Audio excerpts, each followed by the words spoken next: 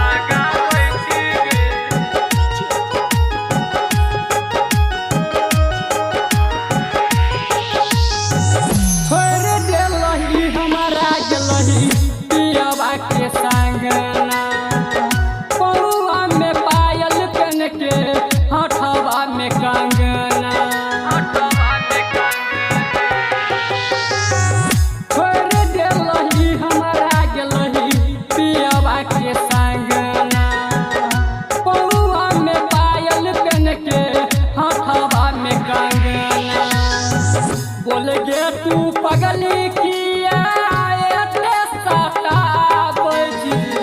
बोल गे तू पगली किया रतिया के सुतला में पगली जागा बैठी गे रतिया के सुतला में पगली जागा बैठा गे रतिया के सुतला में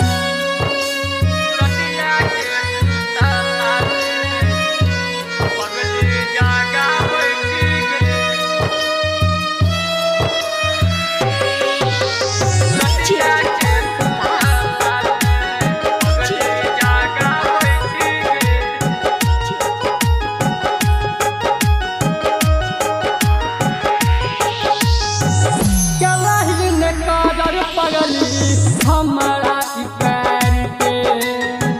झूठे के टाइम पास के लही बेकार